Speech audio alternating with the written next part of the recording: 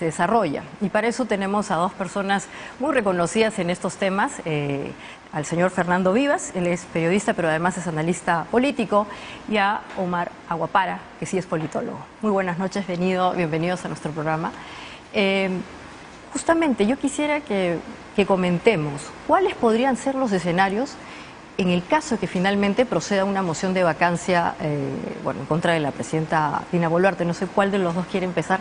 No hay problema, no hay ningún orden. Adelante. No creo que tengan los votos para que se admita siquiera la moción, y si se admitiera mucho menos los 87 para vacarla. Pero, no sé, me provocaría recordar ese comentario irónico de Martín Adán cuando ante un golpe de Estado dijo, oh, volvemos a la normalidad. Entonces, si se llegara a debatir una moción de vacancia, vamos a decir, oh, no, volvemos a la normalidad, porque estamos acostumbrados en los últimos años a tantos golpes a nuestro anhelo de estabilidad que sería un golpe más. Pero no creo que eso suceda por ahora. Serán otro momento y otra combinación de circunstancias las que podrían provocar antes del 2026 o un adelanto de elecciones, ya sea por una vacancia, por una renuncia o por alguna otra forma de interrupción del mandato. Sí, como bien dice Fernando, Omar, los peruanos creo que ya nos conocemos esta secuencia, ¿no? Y desde el gobierno de Pedro Pablo Kuczynski hasta el último gobierno hemos visto estos procesos en donde se presentan las mociones de vacancia, cae el gobierno, hay elecciones y entonces estamos en un eterno retorno. ¿Esto es así? O sea, ¿es la espada de Damocles del Perú el tema de las vacancias y sobre todo del mecanismo por el cual es tan fácil bajar a un presidente el poder? Es un poco lo que dice Fernando, ¿no? Pero es una costumbre que se inicia realmente en el 2016. Esa norma, esa ley, ese procedimiento existe en la Constitución desde hace mucho. No se usaba, creo que por ahí algún político lo habrá intentado, lo habrá sugerido en la época de Toledo, de García, de Humala, pero nunca fue una posibilidad. Y desde el 2016 en adelante es una carta que se juega con suma facilidad, al punto que hoy día estamos otra vez discutiendo una nueva moción de vacancia, que como bien dice Fernando, tiene pocas chances de prosperar, pero es lo preocupante, y en eso coincido contigo, es la facilidad con que podemos pensar que simplemente, más allá de los problemas que pueda tener el gobierno, recurrir a la carta de la vacancia, ¿no? O en su momento la disolución del Congreso, ¿no? Que también es una figura que está establecida en la Constitución, pero que también un presidente pasó a utilizar en algún momento, ¿no? En Vizcarra en el 2019. Y es jugar al límite de la ley, jugar muy cerca a la tarjeta roja todo el tiempo, ¿no? Y esa dinámica perversa en la que estamos inmersos desde el 2016 parece que no ha cambiado, ¿no? No va a cambiar. Y además esto genera gobiernos débiles, ¿no es cierto? Entonces, en el devenir de estos gobiernos, ¿qué escenarios típicos se dan? O sea, las coaliciones, las inconsistencias. ¿Cómo un gobierno débil, que es lo que engendra finalmente estas vacancias, puede sobrevivir? Digo, más allá de las oposiciones entre bandos y que le dé tranquilidad al país, ¿no? O sea, a mí me preocupa mucho. O sea, este año tenemos el Niño Costero, se vienen más eventos climáticos extraordinarios, la economía no está bien y en medio tenemos esta situación que puede ser legítimo, pero ¿cómo logramos superar esta situación que es una espada de Damocles constante para todos los que no somos peruanos comunes y silvestres? Sí, bueno, ya Omar puso la fecha de tu pregunta, que fue en otros términos más elegantes, de cuándo nos jodimos, no, ya le puso la fecha de 2016, ¿no? Más o menos ahí empezó el problema, de donde salieron las armas nucleares y ya nos acostumbramos a ella. Y ese tipo de antecedentes traumáticos nos marcan, pues, y estamos hablando de pocos años, ¿no? Pero nos marcan. Entonces, lo que antes apenas era un arma en el arsenal que nadie le había utilizado, ahora eso y las cuestiones de confianza y la posibilidad de disolver el Congreso está en el menú de armas posibles, y por eso sale una vacancia a Dina Boluarte, y el próximo presidente o presidenta del Perú también enfrentará esa posibilidad. Y todo esto hace más impredecible, más violenta la política. Entonces los escenarios se perciben, solo se pueden visualizar en el corto plazo, en el largo plazo, pues es el 26, perdón, suena un horizonte, pues, y uno dice, llegará Dina Boluarte, y de pronto uno se sorprende pensando que podría ser, pero cuando se ven las condiciones para que llegue y los riesgos que podrían hacerla que no llegue, pues los riesgos son mayores, ¿no? Pero sí es cierto que hay lo estamos viendo funcionando, una coalición en el Congreso que está tratando que está de acuerdo con Dina Boluarte, y hay otro grupo de gente que debiera ser la oposición, pero que ya por intereses mucho menos políticos y mucho menos ideológicos quiere quedarse, porque son ya partidos sin referente fuera del Congreso, como el bloque magisterial, que no tiene existencia fuera del Congreso, que simplemente se aferran, ¿no?, a sus curules y a las ventajas que pueden sacar de allí. Y en eso están buscando su propia forma de reeditar el sistema de cuotas de Castillo, que es algo que tendríamos que revisar, ¿no? Ahora, gobiernos débiles como los que hemos tenido sobreviven o bien con estas alianzas, algunas muy particulares o antinaturales, hemos visto cada cosa en estos congresos, o eventualmente pueden sobrevivir volviéndose reformistas, ya que ya no hay tanta premura por adelantar las elecciones. ¿Podría este gobierno iniciar algún tipo de reforma interesante como para poder generar legitimidad? Supongo que es la apuesta. ¿Eso es un escenario? Yo creo que es lo que apuesta este gobierno, ¿no? Es lo que ha salido a decir Otárola sobre la reforma policial. Y yo sospecho que una búsqueda de legitimidad, de reconstruir esta legitimidad tan mellada desde el día 1, desde el 7 de diciembre, va a partir por lo que están haciendo ahora, que es buscar diferenciarse mucho de lo que fue el gobierno anterior, no solo y con los problemas que eso le trae, ¿no? Porque es una persona que estuvo en la plancha presidencial, pero que intenta ponerse en oposición a Pedro Castillo, y parte de eso implica, yo creo, cambiarle el rostro un poco a la gestión pública, ¿no? Intentar hacer un poco más, dejar ese cuoteo que mencionaba Fernando, dejar un poco esas sombras tan fuertes de corrupción que habían en ministerios, tratar de rodearse de gente un poco más calificada y buscar darle la vuelta un poco a la situación que estamos viviendo. Enfrentar el tema climatológico fue justo en ese aspecto, salvado, ¿no? por la campana. De alguna manera le ayudó a distraer, y también fue vamos a ver si es que cómo reacciona, pero también los cogió un poco desprevenidos, creo. Pero por ahí creo que más que reformas es pensar en, bueno, qué cosas hacemos para que la ciudadanía responda, ¿no?, retribuya un poco en términos de legitimidad, de apoyo al régimen. Yo creo que en términos de gestión pública específicamente, ¿no? Va a tener problemas porque yo creo que no es sencillo, es un gobierno también inexperimentado, no hay mucha gente con tanta experiencia, empezando por la propia presidenta, pero si algo tiene para tratar con la mochila que ya tiene encima de los 2 primeros meses, es eso, ¿no? Es apuntar hacia la gestión, hacia un buen manejo del aparato estatal. Y la cosa más política, que es por lo que eventualmente se va a discutir la próxima semana esta moción de vacancia, es innegable que hay fallecidos.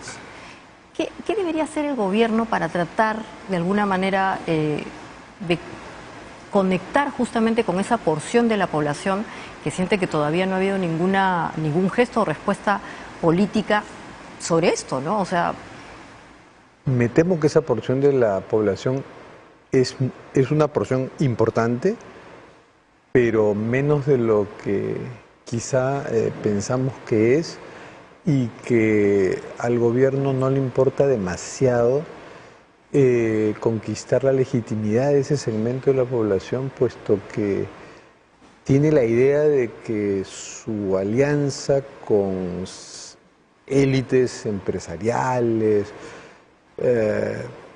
con los medios, con las fuerzas del orden, le da más sostenibilidad que la legitimidad popular, ¿no? Es un gobierno que ya siente que puede gobernar con 15% de aprobación, bueno, que es más del doble de la del Congreso, que está en 6, ¿no? Y eso me da mucho temor. Y el problema gravísimo de los muertos, más los está asaltando desde la presión internacional. Se viene ya en estos días, se calcula que en abril, a partir de la quincena de abril, yo diría después de la Semana Santa, la difusión del informe de la Comisión Interamericana de Derechos Humanos, que va a ser un informe severo. No conozco el contenido, el gobierno ya lo conoce porque se lo dieron para que pueda hacer observaciones, ya se terminó el plazo de las observaciones, creo que ayer, entonces ahora vuelve a la OEA, y el gobierno sigue con una posición como que negacionista, ¿no?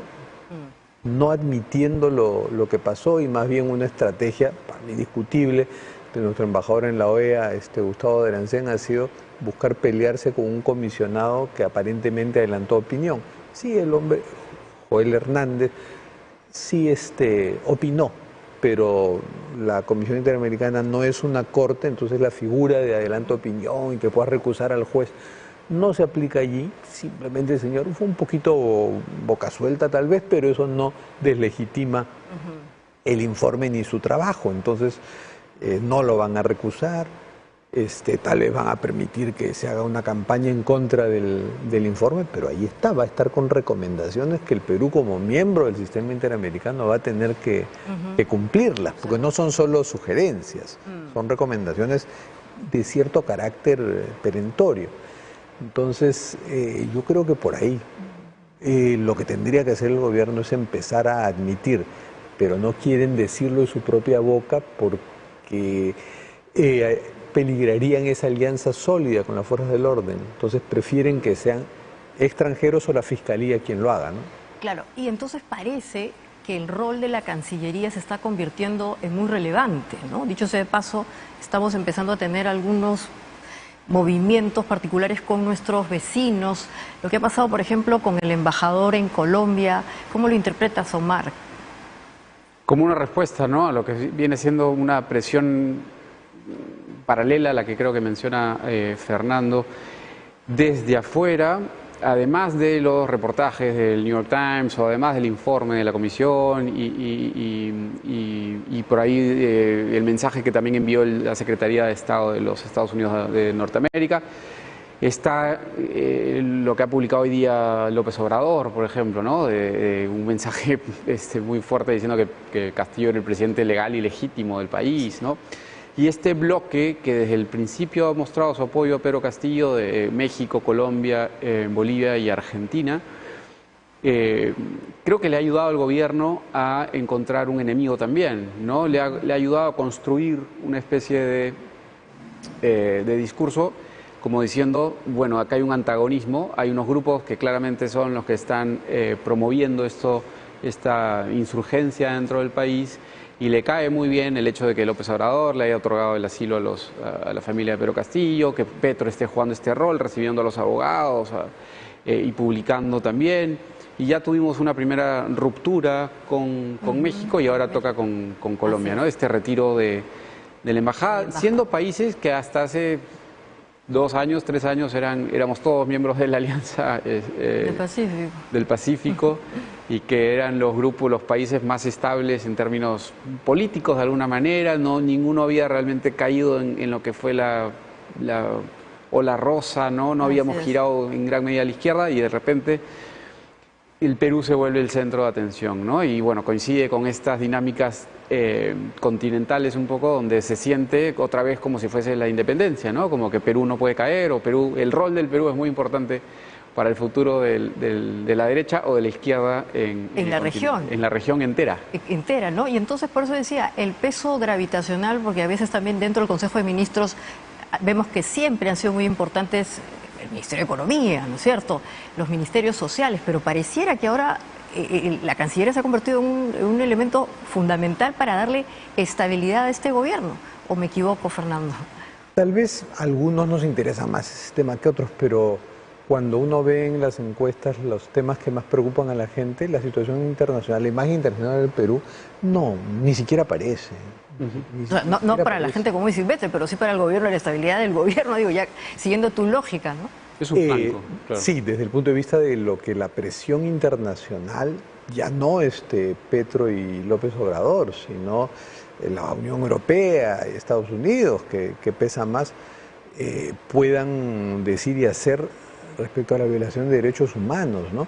Hay un artículo, ha salido ayer o antes de ayer, ¿no?, en Foreign Policy, que dice la primera mujer del presidente en el Perú tiene sangre en las manos. Así de, qué feo, ¿no? La primera mujer presidente tiene sangre en las manos. Son mensajes muy y además terrible porque ahora estamos en una suerte de regresión conservadora, porque esta alianza de Dina Boluarte con sectores conservadores, que eran la oposición a Castillo, nos trae la paradoja de que la primera presidente mujer del Perú coincide con una serie de leyes regresivas aprobadas en el Congreso, pero con silencio del Ministerio de la Mujer, ¿no? Por eso digo, tal vez la forma en que los gobiernos débiles que hemos tenido en el Perú podían haberse legitimado, fortalecido con algunas propuestas de reforma. O sea, eso podría ser una forma también de ganar tiempo, eventualmente, sobre todo de conectar con la ciudadanía, al margen de estos temas específicos que hemos planteado internacionales que tienen que ver con, bueno, con la lamentable muerte de tantos peruanos, ¿no? Sí, o sea, es difícil pensar en reformas. O ya no va a haber tiempo para eso y vamos a tener que esperar hasta el siguiente gobierno y esto es solamente es lo más probable, ¿no? Porque esa debilidad también se explica porque es un gobierno sin bancada, ¿no? Y sin que no ha tenido lo opuesto, una luna de miel, básicamente. Y es eso en esos momentos, y con ese aluvión que suele venir de una elección, que tienes un poco la legitimidad y es el momento como para impulsar algún tipo de reforma, ¿no? O seguido de una crisis económica muy fuerte. Yo creo que este gobierno está básicamente en modo sobrevivencia, ¿no? Y está empujando a ver hasta dónde llega, consumido por estos múltiples flancos que tiene para atender la coyuntura. No puede mirar, no es que yo no creo que simplemente pueda pasar la página de lo que hemos vivido en el Perú entre diciembre y enero. Y es eso lo que creo que consume la atención, ¿no? Más allá de los intentos de reformar algo, creo que no hay ni la voluntad ni el poder político para realmente hacer lo que promete el presidente del Consejo de Ministros en torno a la Policía Nacional o de tantos otros espacios, dentro de tantas otras arenas que hay necesidad de hacer algo urgente, ¿no? Y peor aún, lo que sí puede haber es la oportunidad para más bien contrarreformas. Para dar una marcha atrás en aspectos donde se había avanzado, y creo que un poco de eso ya lo vimos en sectores como educación, ¿no? Y lo estamos viendo de repente ahora con lo de, un poco mezclado más a nivel municipal, pero con lo del cierre del LUM. Hay unas ganas de repente también de desandar cosas que se habían hecho, no solo del gobierno anterior, ¿no? Estoy hablando de tiempos anteriores, de gente que estuvo fuera del poder por mucho tiempo, ¿no? Sí, sí. Y para cerrar, Fernando, sí, dale. No, sí, me provocaba comentar lo que dice Omar, porque a eso estaba yendo cuando hablaba de las leyes regresivas en el terreno de género. Pues no solo es en el sector de educación, sino son los ejes transversales que se habían aprobado, enfoques de género y otros, han desaparecido Salió publicado la semana pasada los 9 ejes de la Política General de Gobierno, el Decreto Supremo en el peruano, y allí no se ve ninguna reforma. ¿Y cómo interpretas ese documento? Esos 9 ejes, ¿qué te dicen? ¿Están yendo al corto plazo, al mediano plazo? Algunos da gracia porque parecen ser planes de muy corto plazo. Por ejemplo, en educación dice asegurar un buen inicio del año escolar, pero eso es pues un plan de 15 días. Trimestral. Y sin embargo, se supone que eso está planteado para el mandato presidencial, o sea, de aquí al 2026. Algunos otros sí parecen un poquito de más largo aliento, pero ninguno incluye una reforma. Y la única reforma de la que hemos oído, que no es una reforma, sino es una solución práctica, es esta creación de la Autoridad Nacional de Infraestructura, que no está en el decreto supremo ¿no? Que es lo único que yo veo, que es una solución práctica, ¿no? Hagamos obras de gobierno a gobierno porque son las únicas que funcionan. Perfecto. Bueno, les quiero agradecer muchísimo por estar con nosotros y seguramente habrá ocasión de ver temas más picantes. Bueno, y con ustedes, por favor, no se vayan, volvemos después del corte.